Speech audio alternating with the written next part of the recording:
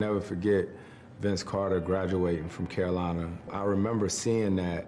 I was in high school at the time, and I was like, hold on, it's a playoff. It's the playoffs. And Vince Carter went back and graduated, and then he went back for a game.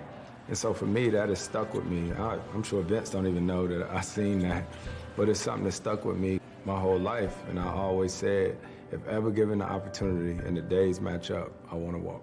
Ultimately, you decided to finish your degree at HBCU, Winston-Salem State. Tell me about your decision to do that.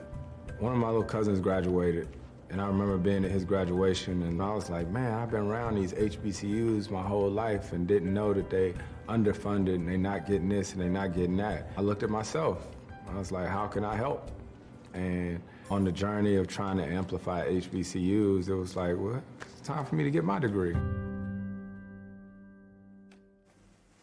And let's bring our Vince Carter in now. And here's the thing, guys at home, Vince didn't know that Chris Paul mentioned him in the piece. So, no. Surprise, your reaction. That's a big deal. Yeah, it's a big deal because, I think back to that moment and, you're in the moment and everybody's thinking about basketball. And, I was brought up to be a student athlete, and it was mostly talked about basketball, and you can always get that piece of paper at any time. You're a millionaire. You can pay for that piece of paper. But it was important to me and my family as a student athlete and as educators.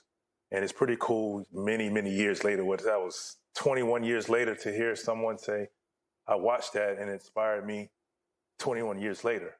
And for someone like Chris Paul, who's accomplished so much, it means that much to him as well. And he's going to inspire.